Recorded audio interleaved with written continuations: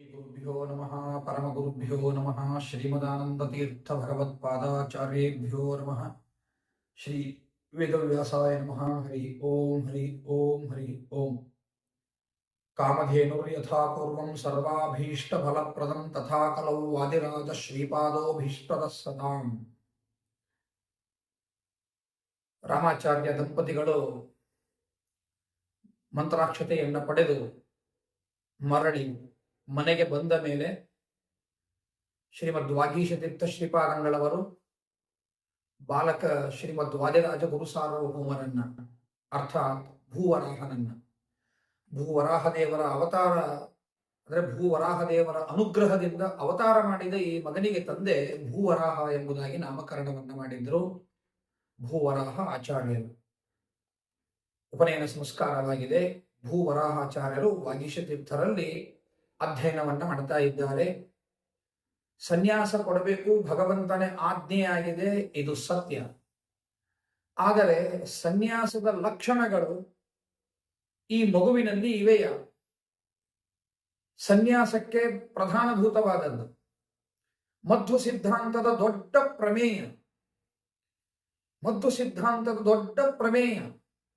ಸನ್ಯಾಸ ಸ್ವೀಕಾರ ಮಾಡೋದು ಅಂದ್ರೆ ವಿರಕ್ತಿ ಇರಬೇಕು. ಯದಾ ವಿರಕ್ತ ಪುರುಷ ಪ್ರಜಾಯತೆ. ಗೃಹಸ್ಥಾಶ್ರಮಿನೇ ಆಗಬೇಕು, ಬಾಲಕನೇ ಆಗಿರಬೇಕು, ಅವೆಲ್ಲ ನಿಯಮಗಳೇನಿಲ್ಲ. ಅಪ್ಪ ಹಾಗೆಲ್ಲ ಚಿಕ್ಕವರು ಸನ್ಯಾಸವನ್ನು ಸ್ವೀಕಾರ ಮಾಡಬಾರದು ಅಂತ ತಂದೆ ಏನೋ ಹೇಳಿದಾಗ ಶ್ರೀಮದ್ ಆನಂದ ತೀರ್ಥ ಭಗವತ್ಪಾದಾಚಾರ್ಯ ಹೇಳ್ತಾರೆ, ಅವೆಲ್ಲ ಏನ್ ನಿಯಮಗಳಲ್ಲ. ಯದಾ ವಿರಕ್ತ ಪುರುಷ ಪ್ರಜಾಯತೆ. ಯಾವಾಗ ವೈರಾಗ್ಯ ಇರುತ್ತದೆ ಆಗ ಸನ್ಯಾಸವನ್ನು ಸ್ವೀಕಾರ ಮಾಡಲಿಕ್ಕೆ ಅಧಿಕಾರವಿರುತ್ತದೆ ಅಂತ ಹೇಳಿದಂತೆ ಇವರಲ್ಲಿ ಆ ವೈರಾಗ್ಯ ಇದೆಯಾ ಅದನ್ನು ಪರೀಕ್ಷೆ ಮಾಡಬೇಕು ಅಂತ ಹೇಳಿ ಶ್ರೀ ವಾಗೀಶತೀರ್ಥ ಶ್ರೀಮಚ್ಚರಣರು ತಮ್ಮ ಶಿಷ್ಯರನ್ನ ಕರೆದು ಹೇಳುತ್ತಾರೆ, ಇದು ಪರೀಕ್ಷಾ ಸಮಯ, ಯಾರಿಗೂ ಹೇಳಲಿಕ್ಕೆ ಹೋಗಬೇಡಿ, ನಾನು ಹೇಳಿದಂತೆ ನೀವು ವರಾಹನಿಗೆ ಹೇಳಿ, ಆದ್ರೆ ನಾನು ಹೇಳಿದ್ದೀನಿ ಅಂತ ಹೇಳಬೇಡಿ, ಆಟದಲ್ಲಿ ನೀವು ಹೇಳಿ, ಅವನು ಏನು ಮಾಡ್ತಾನೆ ಅದನ್ನು ಬಂದು ನನಗೆ ಅವನಿಗೆ ಇರದೇ ಇರುವ ಸಂದರ್ಭದಲ್ಲಿ ತಿಳಿಸಬೇಕು ಅಂತ ಹೇಳ್ತಾರೆ. ಅವೆಲ್ಲ ಶಿಷ್ಯರಿಗೆ ಆಗ್ಲಿ ಅಂತ ಅನ್ನಿಸ್ತದೆ. ಬರ್ತಾರೆ, ಆಟಕ್ಕೆ ಅಂತ ಹೋಗ್ತಾರೆ. ಹೋದ ಸಂದರ್ಭದಲ್ಲಿ ಯಾರೂ ಇರದೇ ಇದ್ದದ್ದನ್ನ ಗಮನಿಸ್ತಾರೆ ಮಿತ್ರರು.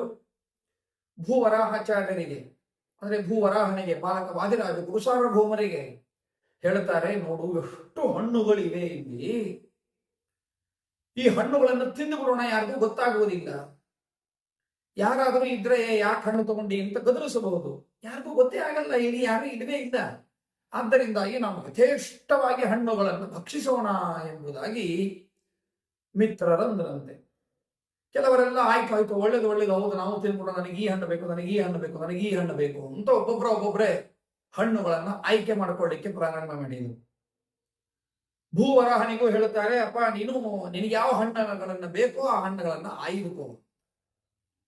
ಆಗ ಭೂವರಾಹ ಹೇಳ್ತಾನಂತೆ, ಮಿತ್ರರೇ, ಆ ಹಣ್ಣುಗಳನ್ನ ಆರಿಸಿಕೊಳ್ಬೇಡಿ, ಕೆಳಗಡೆಗೆ ಇಡಿ, ಅದನ್ನ ಮುಟ್ಟಬೇಡಿ. ಯಾಕೆ? ನೋಡು, ಇಲ್ಲಿ ಯಾರೂ ಇಲ್ಲ, ನಾವು ಹಣ್ಣು ತೆಗೆದುಕೊಂಡದ್ದು ಯಾರಿಗೂ ಗೊತ್ತಾಗುವುದಿಲ್ಲ ಅಂತ ನೀವು ಯೋಚನೆ ಮಾಡ್ತಾ ಇದ್ದೀರಿ. ಆದರೆ ಸರ್ವತ್ರ ವ್ಯಾಪ್ತನಾದ ಭಗವಂತ ಎಲ್ಲ ಕಡೆಗೂ ಇದ್ದಾನೆ. ಆದ್ದರಿಂದಾಗಿ ಅವನಿಗೆ ಎಲ್ಲ ಗೊತ್ತಾಗ್ತದೆ. ಜನರ ಕಣ್ಣು ತಪ್ಪಿಸಬಹುದು, ಆದರೆ ದೇವರ ಕಣ್ಣು ತಪ್ಪಿಸಲಿಕ್ಕೆ ಸಾಧ್ಯ ಇಲ್ಲ. ನಿಮ್ಮೊಳಗೆ ದೇವರು ವ್ಯಾಪ್ತನಾಗಿದ್ದಾನೆ, ಹಣ್ಣಿನೊಳಗೂ ದೇವರು ವ್ಯಾಪ್ತನಾಗಿದ್ದಾನೆ. ನೀವೇನು ಹಣ್ಣು ತಗೊಂಡಿದ್ದೀರಿ, ಆ ಹಣ್ಣಿನೊಳಗೆ ದೇವರಿಲ್ಲೇನೋ? ದೇವರಿದ್ದಾನೆ ಅಂತ ಹೇಳಿ ಆ ಸ್ವಾದ ಆ ಹಣ್ಣಿಗೆ ಬಂದಿದೆ. ನಿಮ್ಮೊಳಗೆ ದೇವರು ಇದ್ದಿದ್ದರಿಂದಲೇನೆ ನಿಮ್ಮ ಅಸ್ತಿತ್ವ ಇದೆ. ನಿಮ್ಮೊಳಗೆ ದೇವರು ಇರದೇ ಹೋಗಿದ್ದರೆ ನಿಮ್ಮ ಅಸ್ತಿತ್ವನೇ ಇರ್ತಿರ್ಲಿಲ್ಲ. ನಿಮ್ಗೆ ಅಸ್ತಿತ್ವ ಇದೆ ಎಂದರೆ ದೇವರ ಒಳಗಿದ್ದಾನೆ, ನಿಮ್ಮ ನಾಲಿಗೆಯೊಳಗಿದ್ದಾನೆ. ಭಗವಂತ ನಿಮ್ಮ ನಾಲಿಗೆಯಲ್ಲಿ ಇದ್ದದ್ದರಿಂದಾಗಿ ಆ ಹಣ್ಣಿನ ಸ್ವಾದ ನಿಮಗೆ ಬರುತ್ತದೆ. ಹೀಗಿರುವಾಗ ಸರ್ವತ್ರ ವ್ಯಾಪ್ತನಾದ ಭಗವಂತನಿಗೆ ನೀವು ಮೋಸ ಮಾಡಲಿಕ್ಕೆ ಸಾಧ್ಯ ಇಲ್ಲ. ಇದೊಂದು ಹಣ್ಣನ್ನ ನೀವು ಕಳ್ಳತನದ ತಿಂದು ಬಿಟ್ರೆ ನೀವು ಸಾವಿನಿಂದ ತಪ್ಪಿಸಿಕೊಳ್ತೀರಾ ಅಂತ ಕೇಳ್ತಾನೆ. ಬದುಕಿ ಬಿಡ್ತೀರಾ? ನೀವು ಸಾವು ಬಂದಿದೆ, ಕಳ್ಳತನದ ಇದೊಂದು ಹಣ್ಣು ತಿಂದು ಬಿಟ್ರೆ ಬದುಕಿ ಬಿಡ್ತೀರಾ? ಹಾಗೆ ಸಂದರ್ಭ ಇರಲಿಲ್ಲ. ಯಾಕೆ ಕಳ್ಳತನ ಮಾಡಬೇಕು? ನಮ್ಮ ಆತ್ಮವಂಚನೆಯನ್ನೂ ಮಾಡಿಕೊಳ್ಳಬಾರದು, ಮೇಲಾಗಿ ಗುರುದ್ರೋಹವನ್ನ ಯಾವತ್ತೂ ಮಾಡಕೂಡದು. ಗುರುಗಳು ಯಾವುದೇ ಹಣ್ಣುಗಳನ್ನು ತೆಗೆದುಕೊಂಡರೂ ಕೂಡ ಅವುಗಳನ್ನ ಭಗವಂತನಿಗೆ ಸಮರ್ಪಣೆ ಮಾಡುತ್ತಾರೆ, ವಾಯುದೇವರಿಗೆ ಸಮರ್ಪಣೆ ಮಾಡುತ್ತಾರೆ. ಅನಂತರದಲ್ಲಿ ನಮಗೆ ಭಕ್ಷಣ ಮಾಡಲಿಕ್ಕೆ ಅಂತ ಕೊಡ್ತಾರೆ. ಹೀಗಾಗಿ ಹರಿವಾಯು ಗುರುಗಳಿಗೆ ಸಮರ್ಪಿತವಾಗದ ಯಾವುದೇ ಪದಾರ್ಥಗಳನ್ನು ನಾವು ಸ್ವೀಕರಿಸುವುದು ಉಚಿತವಲ್ಲ. 2, ಮೂರನೆಯದಾಗಿ ಗುರುದ್ರೋಹ. ಗುರುಗಳು ಏನಾದರೂ ಹೇಳಿದ್ದಾರೇನೋ, ನನಗೆ ಹೇಳಾದರೂ ಆಗ್ಲಿ, ನನಗೆ ಹೇಳದೇ ಆದರೂ ಆಗ್ಲಿ, ದೇವರಿಗೆ ನೈವೇದ್ಯ ಮಾಡಿ ಆಗ್ಲಿ, ಮಾಡಲಾರದೇ ಆಗ್ಲಿ, ನಿಮಗೆ ಹೇಗೆ ಬೇಕೋ ಹಾಗೆ ಹಣ್ಣುಗಳನ್ನು ಸ್ವೀಕಾರ ಮಾಡಿ ಅಂತ ಹೇಳಿದ್ದಾರೇನೋ ಇಲ್ಲ.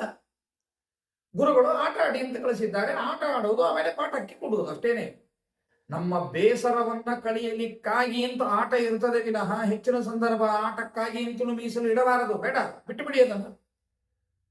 ಯಾವ ಹಣ್ಣುಗಳನ್ನೂ ತಿನ್ನೋದು ಬೇಡ, ಗುರುಗಳಿಗೆ ವಂಚನೆ ಮಾಡುವುದು ಬೇಡ, ಗುರುದ್ರೋಹವನ್ನು ಕಟ್ಟಿಕೊಳ್ಳುವುದು ಬೇಡ. ಗುರುಗಳು ಭಗವಂತನಿಗೆ ಸಮರ್ಪಣೆಗಾಗಿ ಇಂತ ಇಟ್ಟ ಹಣ್ಣುಗಳನ್ನು ತಿಂದು ಅವರಿಗೆ ಅಪಚಾರ ಎಸುವುದು ಬೇಡ.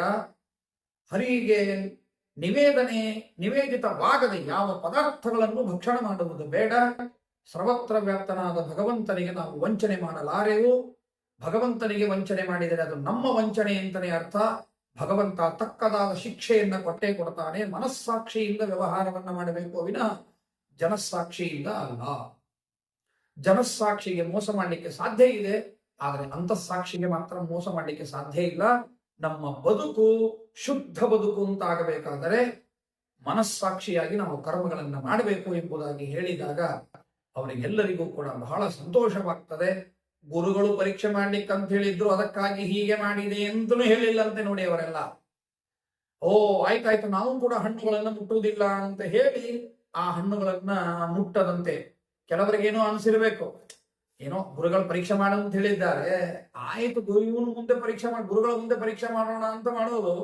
ಇವನೇನ್ ಹೇಳ್ತಾನೋ ಅದನ್ನು ಗುರುಗಳಿಗೆ ಹೇಳೋದು. ನಾನಂತೂ ಹಣ್ಣು ತಿಂದು ಬಿಟ್ರೆ ಮುಗಿದು ಹೋಯ್ತಲ್ಲ ಅಂತ ಯೋಚನೆ ಕೆಲವರಿಗೆ ಇದ್ರೂ ಇರಬಹುದೇನೋ. ಇದ್ದವರ ಮನಸ್ಸು ಬದಲಾವಣೆ ಆಯ್ತಂತೆ. ಮನಸ್ಸು ಬದಲಾವಣೆಯಾಗಿ ಬೇಡಪ್ಪ, ನಾವು ಮನಸ್ಸಾಕ್ಷಿಯಿಂದ ವ್ಯವಹಾರವನ್ನ ಮಾಡೋಣ, ದೇವಸಾಕ್ಷಿಯಿಂದ ವ್ಯವಹಾರವನ್ನ ಮಾಡೋಣ, 4 ಜನರ ದೃಷ್ಟಿ ನಮಗೆ ಬೇಡವೇ ಬೇಡ ಎಂಬುದಾಗಿ ಯೋಚನೆಯನ್ನ ಮಾಡಿದರು ಅಂತನ್ನುವಲ್ಲಿಗೆ ಇವತ್ತಿನ ಉಪನ್ಯಾಸವನ್ನ ಪರಮಾತ್ಮನ ಪಾದಾರವಿಂದಗಳಲ್ಲಿ ಸಮರ್ಪಣೆಯನ್ನು ಮಾಡೋಣ. ಶ್ರೀಕೃಷ್ಣಾರ್ಪಣಮಸ್ತು, ಮಧ್ವೇಶಾರ್ಪಣಮಸ್ತು.